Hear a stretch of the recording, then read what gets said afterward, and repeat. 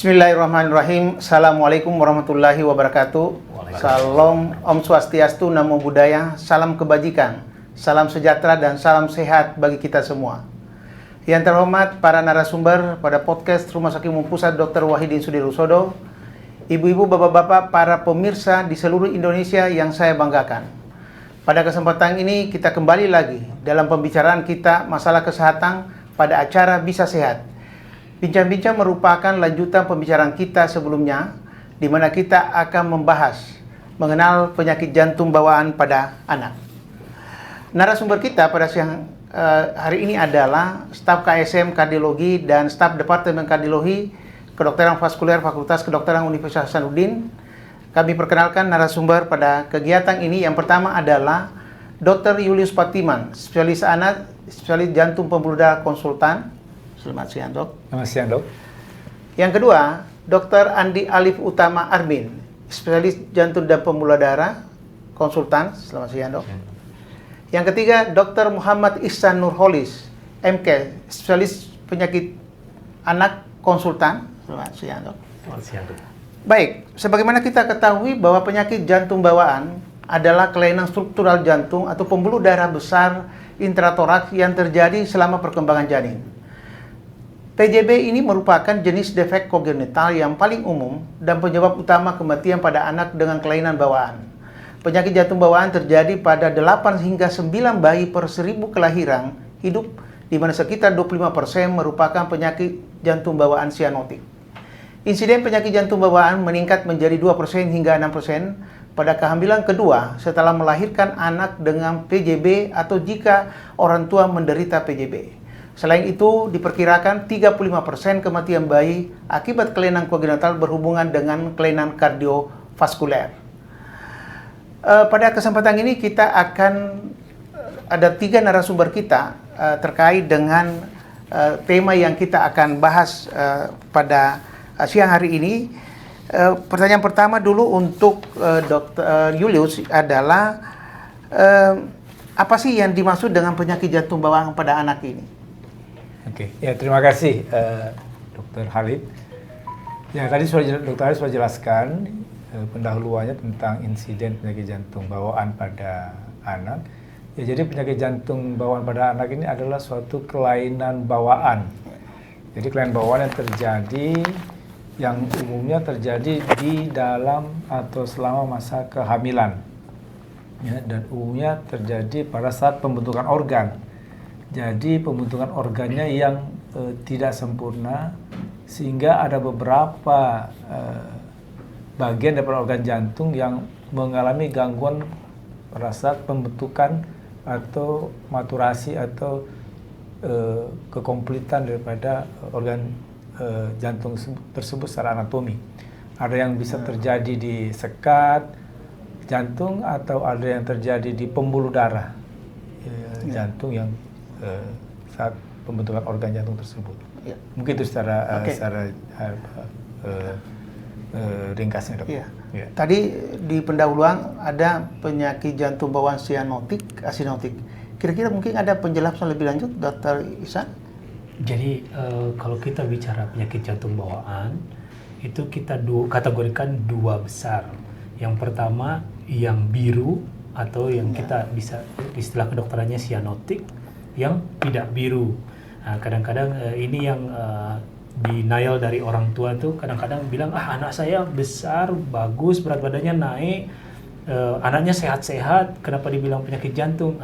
Penyakit jantung itu memang ada yang tidak biru. Kadang-kadang mindsetnya orang awam itu kalau bilang penyakit jantung harusnya anaknya biru, sesak gitu. Tapi sebenarnya tidak selalu.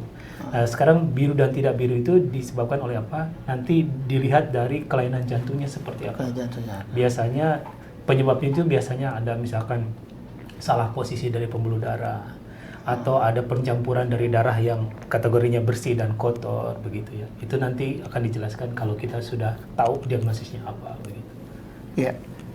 Kemudian Dr. Alif, tadi apa yang harus kita lakukan bila memiliki anak dengan gejala penyakit jantung bawaan ini? Ya. Terlebih dahulu mungkin saya sedikit menjelaskan gejala-gejala yang biasa ada pada penyakit jantung bawaan. yang biasa sering adalah sesak nafas biasa ya. Yang tadi apakah dia biru tidak biru? Yang biru maksudnya itu adalah ketika saturasinya turun. Ya, saturasi saya kira setelah pasca COVID ini orang sudah lebih mengenal tentang cara melakukan cek saturasi. Ketika saturasinya di bawah 92, nah itu mungkin kita bisa katakan biru. Kemudian sesak nafas ya, jadi sesak nafas atau cepat capek ketika aktivitas juga bisa menjadi gejala-gejala yang ada.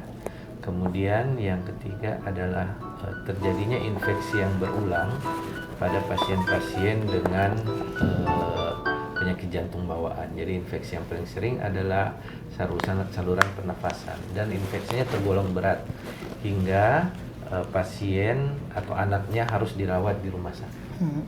Kemudian yang terakhir adalah gangguan tumbuh kembang. Jadi adanya berat badan yang sulit naik, makannya bagus kok berat badannya nggak naik-naik nih. Atau misalnya ada gangguan selain tumbuh kembang secara fisik, mental pun juga mungkin terganggu pada pasien-pasien tersebut. Nah, apa yang orang tua harus lakukan? Yang pertama adalah dikonfirmasi dulu, apakah betul ada gangguan penyakit jantung bawaan atau tidak. Jadi sebaiknya segera ke dokter, kita lakukan beberapa pemeriksaan untuk memastikan. Dan memang kalau ada, nanti kita akan terus follow up dan kita terapi, diberikan obat-obatan ataupun berikutnya kita lakukan pemeriksaan-pemeriksaan yang lebih lanjut kepada pasien. Seperti itu. Oke. Dr. Yulis, tadi ada dijelaskan bahwa salah satu gejala daripada penyakit jantung bawaan ini adalah sesak napas. Nah, bagaimana menangani anak dengan PJP yang sesak napas ini? Ya, yang khas, yang penting ketahui khas pada penyakit jantung bawaan sesak napas ini, dia berhubungan dengan jantung. Jadi dia umumnya tidak berhubungan dengan paru-paru. Kita pastikan bahwa sesak napas itu oleh karena penyebab dari saluran pernapasan atau dari jantungnya. Ya. Umumnya pada anak yang sesak napas yang penyakit jantung bawaan ini malah kadang-kadang nggak ada batuk, tapi dia sesek. Nah, jadi untuk menangani tentu kita mesti tahu bagaimana mekanisme sesak itu terjadi. Sehingga ya tentu kita mesti tahu jenis kelainan jantung apa yang dia alami. Ya, jadi kita mesti pastikan secara anatomi, karena namanya kelainan jantung bawaan bisa ya semua terjadi di tingkat sekat, ruang jantung atau pembuluh darah, sehingga dengan kelainan jantung yang kita ketahui dari kita kalau standarnya kita mesti melakukan echo. Dengan tahu jenis kelainan dan di mana letaknya, ya kita bisa melakukan tata laksana penyebab sesaknya. Apa kita harus cepat, umumnya kita lebih stabilkan, apakah akan ada tindakan untuk jangka pendek untuk penanganannya, atau akan ada satu observasi ya untuk masa tertentu pada penanganan pasien-pasien tersebut. Ya. Dokter Ihsan, ini seringkali di poliklinik itu terutama ibu-ibu bertanya, apakah penyakit jantung bawaan ini bisa disembuhkan? Ya,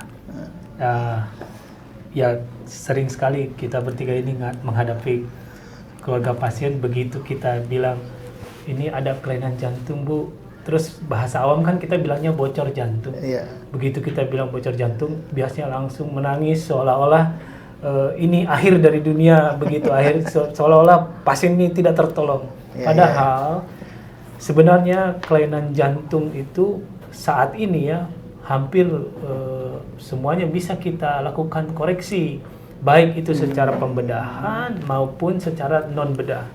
Trennya sekarang sudah cara non bedah, jadi kita tidak perlu lagi ditakuti bahwa banyak tindakan-tindakan jantung itu yang bisa dilakukan tanpa pembedahan. Tapi ada juga beberapa kelainan jantung yang memang tidak bisa kalau tidak dikoreksi dengan cara pembedahan. Nah itu nanti tahunya dari mana? Ya harus ketemu dulu dokter jantung, baru ketahuan apa penyakitnya, dijelaskan apa rencana tata laksananya, begitu. Ya. Tadi kan ada biru, ada istilah biru tidak biru. Pengalaman Dokter Alif di Rumah Sakit Wahidi, kasus-kasus apa saja yang banyak dilayani, Dok? Ya, penyakit jantung bawaan yang terutama paling sering kita layani adalah mungkin lebih dari setengahnya itu yang tidak biru. Ya, yang tidak biru. Antara lain ada namanya PDA, Iya. VSD maupun ASD. Nah, ketiga kelainan ini di atas 90% kita melakukan koreksi atau kita melakukan terapinya, kita koreksi itu tanpa bedah. Kalau yang tidak biru ya. Jadi memang ada kondisi-kondisi tertentu yang memang tidak bisa melakukan yang tanpa bedah, ya kita tetap edukasi untuk bedah. Cuman sebagian besar kami bertiga dapat melakukannya tanpa pembedahan. Namun kalau misalnya kelainan jantung bawaan yang biru, seperti contohnya yang paling sering adalah TOF, tetralogy of Fallot, itu memang kedepannya tetap harus dilakukan pembedahan karena itu termasuk kompleks penyakitnya. Jadi bukan hanya bocor saja, juga ada penyempitan pembuluh darah, kemudian ada pembesaran ruangan jantung yang sebelah kanan. Nah, sampai sekarang dimanapun sebenarnya, bukannya Indonesia ketinggalan begitu ya, tidak, di seluruh dunia sampai sekarang tetralogy of Fallot memang harus dilakukan pembedahan. Namun kedepannya kami tetap melakukan riset, kami tetap melakukan pengembangan, diusahakan bahwa memang diminimalisir tindakan intervensi pembedahan pada pasien-pasien. Seperti itu. Oke. Ini ya menarik, ini ternyata ada kasus yang dibedah, dioperasi, ada juga tidak. Nah, kadang-kadang ibu bertanya lagi, umur berapa bagusnya dilakukan tindakan operasi? Ya. Ya, untuk kapan ya timing ya kita lakukan tindakan, apakah operasi atau tanpa operasi, itu sangat tergantung daripada kelainan bawaan yang dialami oleh anak kita ini. Ya, karena masing-masing jenis kelainan atau bawaannya itu akan menentukan dan kapan kita akan melakukan tindakan. Ada beberapa pasien yang kita kerjakan, misalnya kasus-kasus yang tertukar pembuluh darahnya, ya kita kerjakan sedini mungkin hitungan hari, ya kita lakukan tindakan yang tanpa operasi dulu untuk menyelamatkan nyawanya, sehingga nanti pada kondisi waktu tertentu sudah bisa dilakukan pembedahan. Nah, dia akan dilakukan pembedahan untuk juga mengurangi beban ya pada anak tersebut kalau dilakukan secara dini. Tetapi di center-center yang maju ada juga ya ini sangat tergantung ya dari center tersebut. Ada juga yang bisa langsung dikerjakan dalam hitungan minggu atau 2 minggu, ya bisa dikerjakan. Tapi kalau kita di sini ya tentu biasa kita harus kasus-kasus yang kompleks, ya yang harus kita mungkin akan lakukan pembedahan yang lebih kompleks, ya kita biasa lakukan tindakan awal dulu untuk menyelamatkan nyawanya itu dulu, kemudian nanti supaya dia bisa survive, bertahan, baru kita lakukan tindakan koreksi bedah. Jadi awalnya kita tanpa bedah dulu, baru setelah itu pembedahan. Oke. Dokter Ihsan, ini terkait ibu. Jadi mungkin ada tindakan preventif yang dilakukan di masa kehamilan ibu supaya untuk mencegah PJB itu. Ada enggak kira-kira? Jadi kadang-kadang pertanyaannya tuh dimulai dari, dok, kenapa sih anak bisa punya kelainan jantung begitu?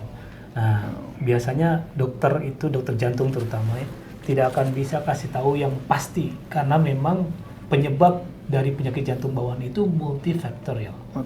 Salah satunya tadi ada di penjelasannya Dr. Khalid tadi bilang bisa saja diturunkan. Tadi kan kalau sebelumnya punya PJB orang tuanya, anaknya kemungkinan punya PJB, tapi itu sebenarnya sebagian kecil. Karena yang lebih banyak itu sebenarnya multifaktorial. Contoh apa? Misalkan selama ibu hamil, apapun yang ibu makan, apapun yang ibu minum, apapun obat yang masuk ke dalam tubuhnya ibu, apapun aktivitas ibu atau kosmetiknya ibu, semua itu bisa berpengaruh pada kesehatan janin. Jadi contoh kasus orang tua ada yang ini hanya contoh ya, tapi belum pas, tidak memvonis, tapi contoh.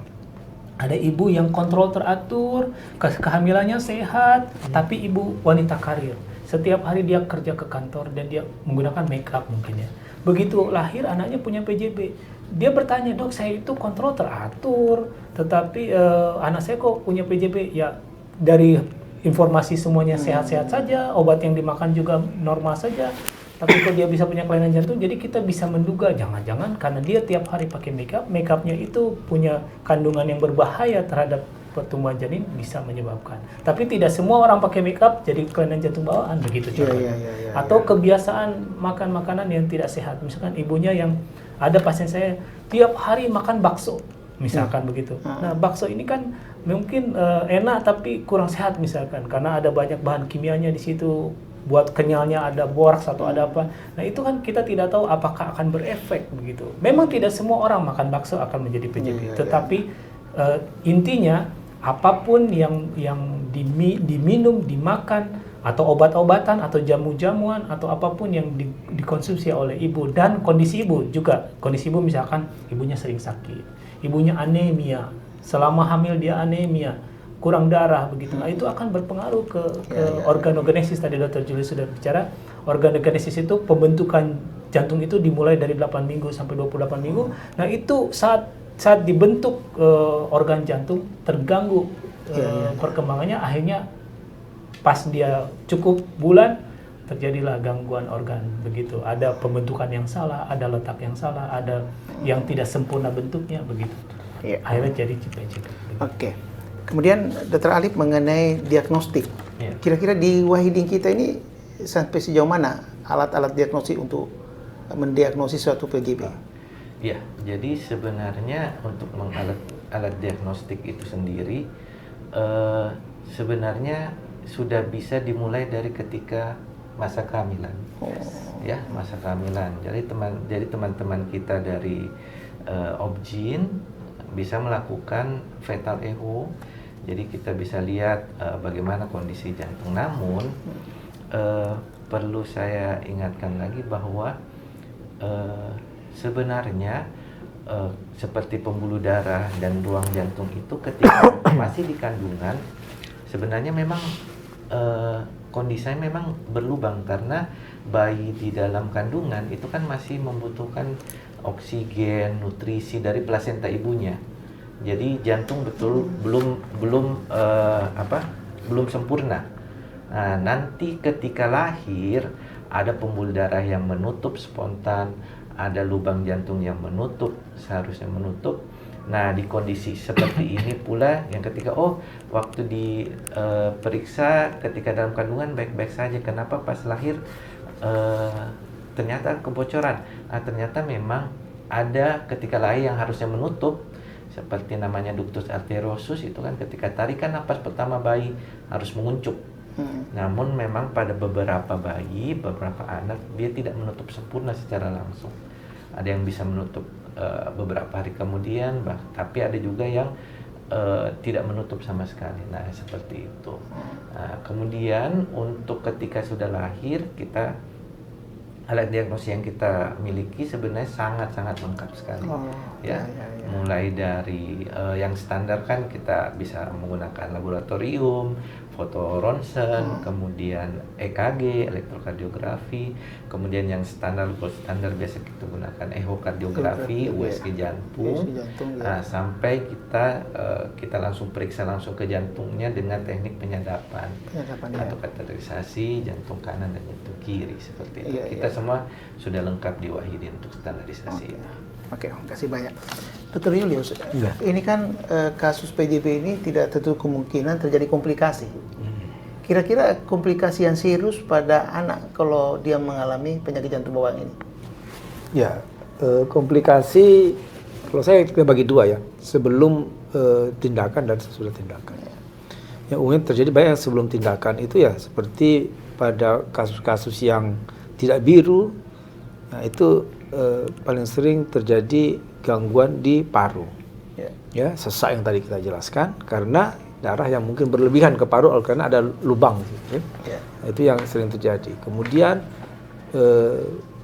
pada pasien-pasien biru komplikasi yang sering terjadi itu anaknya bertambah biru, ya sesak napas juga atau kadang-kadang bisa menjadi kejang, itu yang paling sering yang terjadi ya. Nah, pada tindakan, nah itu bisa karena ada tindakan yang kita katakan bukan tindakan yang untuk menyelesaikan masalah, tetapi tindakan untuk menyelamatkan saja pada kasus-kasus tertentu yang tidak bisa dibuat jantungnya normal sekali, ya itu juga bisa akan ada komplikasi ke depannya. Contohnya pada pasien-pasien yang jantungnya kita hanya secara fungsional kita jadikan satu fungsi saja untuk darah bersih saja, sedangkan darah kotornya kita akan masukkan langsung oleh dokter bedah jantung ke pembuluh darah yang ke paru-paru. Nah ini untuk jangka panjangnya bisa menimbulkan juga masalah, sehingga pasien-pasien demikian juga harus kita kontrol walaupun sudah dilakukan tindakan-tindakan pembedahan contohnya. Ya. Oke. Kemudian yang terakhir untuk Dokter Isang mengenai faktor genetik keturunan. Kalau tidak salah tadi ada disebutkan. Ini sampai sejauh mana pengaruh ini terkait faktor Kalau genetik? dari textbook dok, itu hanya 3% kecil. Kecil ya. Ya, sedangkan 50-60%-nya multifaktorial. Jadi semua yang berhubungan dengan environment dia itu bisa mempengaruhi organogenesis ibu begitu. Jadi yang tadi saya sebutkan, Oh, makan, begitu ya. minumnya, obatnya, Sangat anemia, kecil sekali ya terkait dengan yes, itu. kecil sebenarnya kalau genetik. Ya. Kemudian Dr. Alif mengenai angka operasi ini, karena kira-kira keberhasilannya bagaimana ya pada kasus-kasus yang biru tadi? Kasus-kasus yang biru sebenarnya angka keberhasilan operasi cukup baik. Oh, cukup bagus ya. Cukup baik, tergantung lagi kembali dengan kondisi pasien sebelum operasi. Iya. Jadi seperti apakah memang dia saturasinya sangat turun, atau ada pemberat yang lain seperti infeksi atau ada gangguan kan biasanya ada penyakit jantung bawaan, ada organ lain juga yang ikut terganggu. Misalnya ada gangguan memang di parunya yang kurang baik, atau parunya tiba-tiba tekanannya terlalu tinggi. Nah itu sebenarnya, tapi secara umum angka keberhasilan kita sudah cukup baik, di atas 80-90% sebenarnya sudah bisa kita tangani. Baik, untuk terakhir semua pembicara adalah mungkin ada satu fakta hoax atau tips terkait penyakit jantung bawaan ini. Mungkin ada satu statement terkait ini.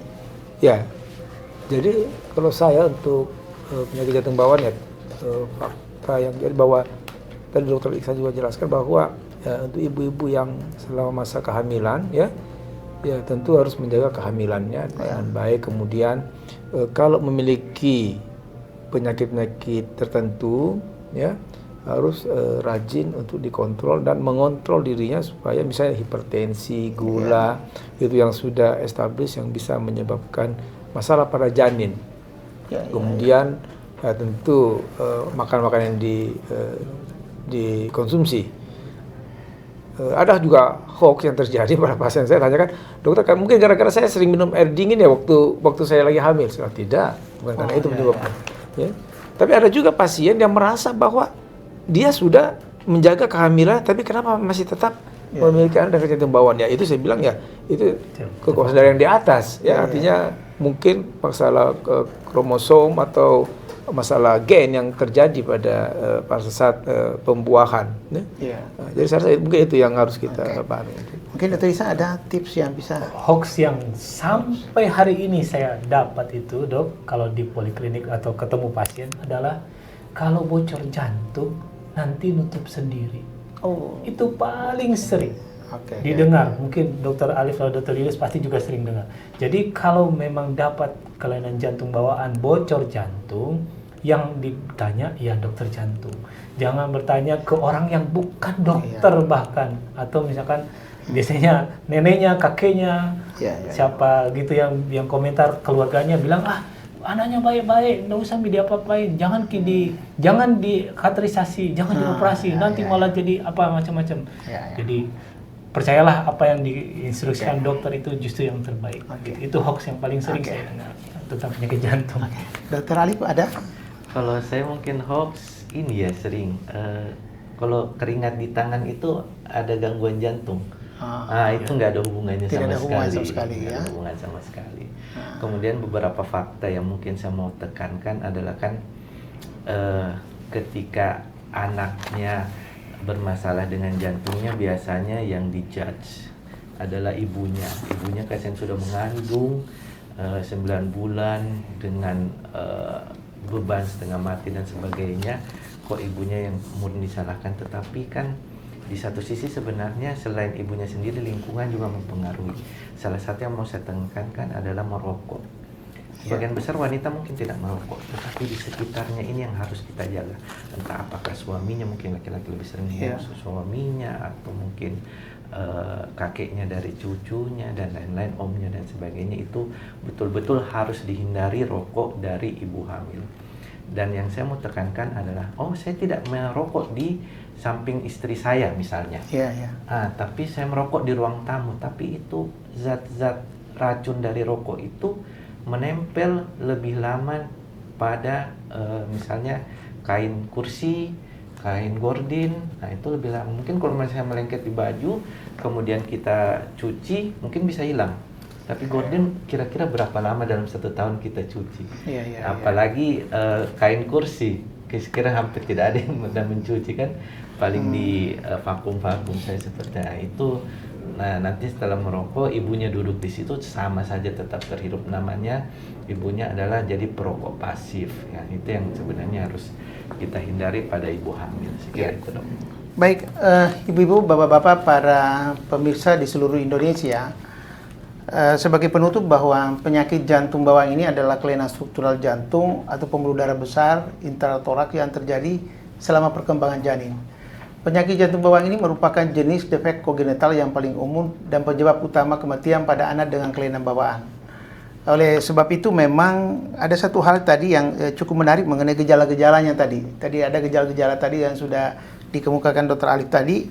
Ada sesak napas, ya, ini yang utama. Kemudian ada cepat capek, ya, terutama pada waktu aktivitas.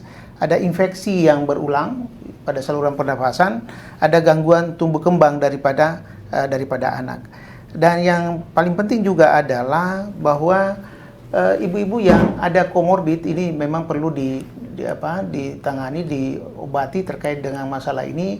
Kemudian yang menarik lagi adalah adanya anggapan bahwa penyakit jadi bocor jantung itu bisa tertutup sendiri. Ini yang perlu juga diperhatikan. Dan yang terakhir tadi Dr. Alif katakan terkait faktor rokok. Ya, ini rokok memang sangat penting sekali karena banyak sekali faktor-faktor, banyak dampak pada tubuh kita. Kadang-kadang orang mengatakan rokok itu adalah nikmat membawa sengsara, tetapi bisa juga sebaliknya, sengsara membawa nikmat. Ya, baik. Saya kira saya akhiri pada pertemuan kita pada siang hari ini. Wabillahi taufiq wal hidayah. Wassalamualaikum warahmatullahi wabarakatuh. Waalaikumsalam.